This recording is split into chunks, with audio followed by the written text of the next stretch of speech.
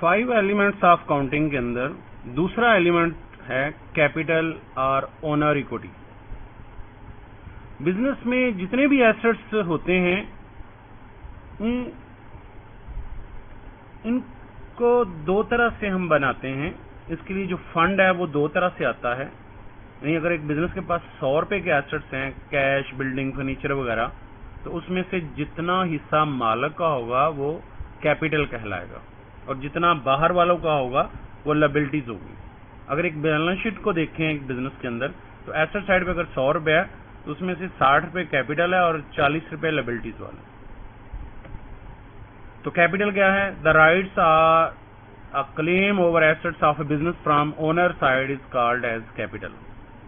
दूसरे लफ्जों में, द अमाउंट ऑफ रिसोर्सेज या fund supplied by owner in a business is called as capital. एक बिजनेस के अंदर जो फंड मालिक प्रोवाइड करता है उसे कैपिटल कहते हैं।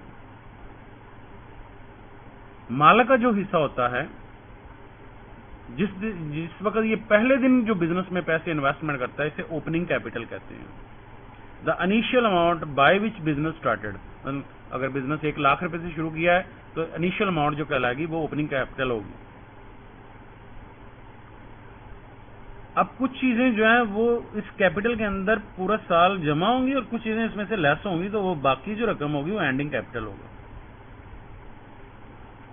जाहिर है कि बिजनेस में अगर 1 लाख रुपए से बिजनेस शुरू किया, मालिक ने 1 लाख रुपए बिजनेस में दिया है तो वो मुनाफे के लिए दिया है, तो जाहिर है कुछ चीजें वो अपने बिजनेस में जब नफा वगैरह कमाएगा तो उसका कैपिटल ग्रो करेगा, और अगर नुकसान होगा तो एंड पे उसका जो फाइनेंशियल पोजीशन या उसका जो कैपिटल है वो कम हो जाएगा।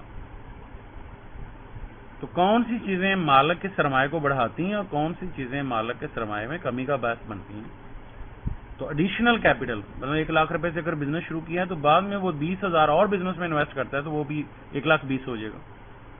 जो साल के एंड में मालिक के कैपिटल के ऊपर सूद है वो भी जमा कर देंगे, और जो पूरे साल के बाद बिजनेस मुनाफा कमाएगा, बिजनेस किसका है, मालिक है, तो मालिक के कैपिटल में वो भी जमा हो जाएगा। अब इसमें से लेस कौन सी चीजें होती हैं?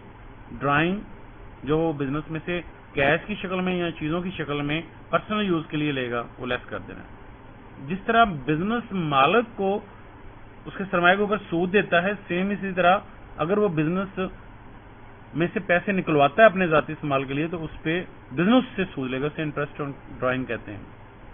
अगर बिजनेस को लॉस हो जाए तो वो भी उसके कैपिटल में, ओपनिंग कैपिटल में से लेस हो जाएगा, और जो इनकम टैक्स वो अदा करेगा वो भी उसके सरमाए में कमी का बायस बनेगा। तो इन चीजों को लेस ऐड करने के बाद जो रकम बचती है वो एंडिंग कैपिटल कहलाती है। अब आते हैं कि 2 एलिमेंट्स हो गए हैं एसेट्स।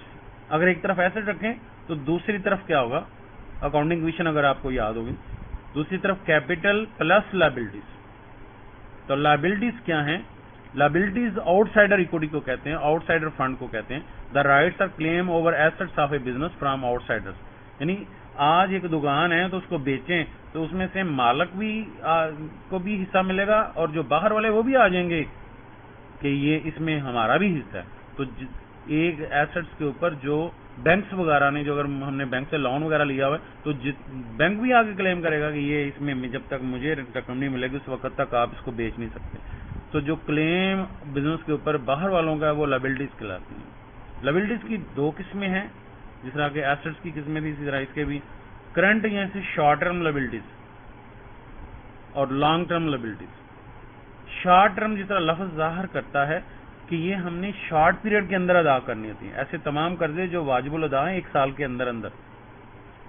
तो सन्ड्री, इनकी किस्में जो है sundry creditors, bills payable, note payable, outstanding या अक्रूड एक्सपेंसेस, बैंक ओवरड्राफ्ट या ओवरड्रान, अनअर्न्ड इनकम।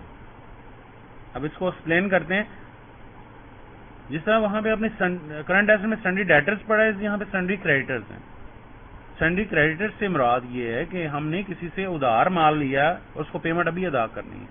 मतलब हम कपड़े की दुकान है हमारी, तो हमने फैसलाबाद से कपड़ा खरीदा है तो उसको 1 माह के लिए हमने बाद पेमेंट करनी है, तो ये लायबिलिटी जो होगी वह सन्ड्री क्रेडिटर्स या ब्रिटिश में और अमेरिका वाले से अकाउंट पेएबल कहते हैं।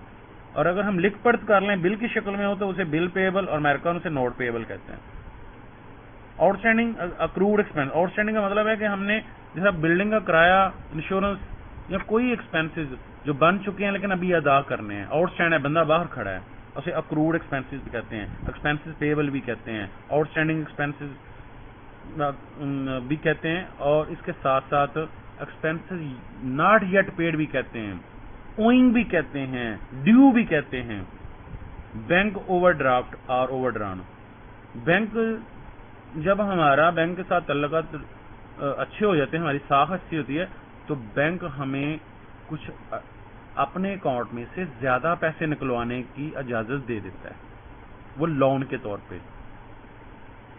ہم بینک سے اوور ڈرا کر سکتے ہیں. اگر میرا بزنس میں ایک بزنس اکاؤنٹ میں بینک میں 1 لاکھ روپیہ پڑا ہوا ہے تو میں 1 لاکھ سے زیادہ نہیں نکلوا سکتا. لیکن اگر میرا بینک سے کوئی ایگریمنٹ ہوا ہے, کوئی کانٹریکٹ سائن ہوا ہے, تو اس صورت میں بینک اجازت دیتا ہے کمپنی کو کہ اپنے کھاتے میں سے وہ ضرورت پڑنے پہ زیادہ نکلوا سکتے ہیں. اسے لمٹ کہتے ہیں. ہم نے بینک سے ایک لمٹ لی ہوئی ہے. مثلا بینک میں ہم نے طے کر لیا ہے کہ ہم 1 سال میں 1 لاکھ روپے اپنے اکاؤنٹ میں سے زیادہ نکلوا سکتے ہیں. تو اوور ڈران یا اوور ڈرافٹ کا مطلب ہے کہ فرض کریں کہ ہم نے 1 لاکھ روپیہ بینک میں جمع, تو 80,000 کسی کی پیمنٹ میں نے کرنی ہے, تو 80,000 دے دی. اب 20,000 باقی ہیں, تو باقی 20,000 کسی کو اب میں نے 30,000 روپے دینا ہے, تو میں نے ایک چیک دیا ہے, تو بینک اس 30,000 روپے کے چیک کو واپس کر دے گا کہ آپ کے کھاتے میں سفیشینٹ اماؤنٹ نہیں ہے, انسفیشینٹ اماؤنٹ ہے. لیکن جب میں نے لمٹ لی ہوگی, بینک سے معاہدہ کیا ہوگا, تو بینک میرا چیک واپس نہیں بھیجے گا ہے. وہ 10,000 روپے زیادہ میرے بزنس میں سے نکل آئیں گے تو وہ کل کو میں نے واپس کرنا ہے. تو جتنے دن میں استعمال کروں گا, جتنے دنوں بعد, مہینے بعد واپس کروں گا, تو 1 مہینے کا مارک اپ اس پہ بینک چارج کرتا ہے, سود لیتا ہے. تو بینک اوور ڈرافٹ لائبلٹی ہوتی ہے جو کہ ہم نے 1 سال کے اندر پے کرنی ہوتی ہے.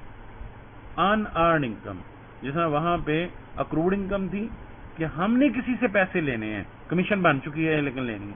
یہاں پہ ان یہ ہوتا ہے کہ ہم نے کسی سے لینے نہیں ہے, ہم نے کسی سے ایڈوانس میں لے لیا ہوگا. مثلا آپ جب اپنے سیل فون میں لوڈ کرواتے ہیں, تو آپ جب اس میں 100 روپے کا ایڈوانس بیلنس کروائیں گے تو وہ پری پیڈ ہے اس کمپنی کے لیے. آپ کے لیے تو پری پیڈ ہے, آپ کا ایسٹ ہے, لیکن کمپنی کے پوائنٹ آف ویو سے ارن انکم ہے کہ اس نے کمائی نہیں ہے. سیم اس طرح ایک ٹیچر اگر آپ سے یا ایک ڈاکٹر آپ سے فیس ایڈوانس میں لے لیتا ہے, لائر لے لیتا ہے, تو وہ ایڈوانس جو رقم آپ وصول کریں گے وہ ان ارنڈ انکم ہوگی جب تک آپ اس کو کام نہیں کر کے دیں گے. تو ذمہ داری ہوتی ہے یہ ہماری. اسی طرح لانگ ٹرم لائبلٹیز وہ لائبلٹیز ہوتی ہیں جو کہ ہم نے 1 سال کے اندر پے نہیں کرنی ہوتی. ہم نے 1 سال کے بعد, ایسے تمام قرضے جو ہم نے 1 سال کے بعد ادا کرنے ہیں, جس میں لون فرام بینک ہوتا ہے, مارگیج لون ہوتا ہے. ان دونوں میں فرق یہ ہے کہ یہ ہم نے کوئی پراپرٹی پلیج کروائے بغیر لیا ہوا ہے, اور مارگیج کا جب لفظ آ جائے گا تو ہم نے اپنی زمین وغیرہ کے کاغذات جمع کروا کے ایموول پراپرٹی کو پلیج کرا کے بینک سے قرضہ لیا ہوا ہے اور 1 سال کے بعد واپس کرنا ہے. ڈیبینچر تمسکات کہتے ہیں اس کو. یہ کمپنیاں, پبلک لمیٹڈ کمپنیاں جاری کرتی ہیں قرض لینے کے لیے. جب وہ عوام سے قرض لیتے ہیں تو انہیں ثبوت کے طور پہ ایک سرٹیفکیٹ دے دیتے ہیں, جیسا شیئر سرٹیفکیٹ ہوتا ہے, اور اسی طرح ایک ڈیبینچر سرٹیفکیٹ ہوتا ہے, بانڈ ہوتے ہیں. اور یہ اس پہ جو کمپنیاں وہ سود پے کرتی ہیں. تو یہ تھا ہمارا آج کا ٹاپک. انشاءاللہ باقی نیکسٹ کل ڈسکس کریں گے.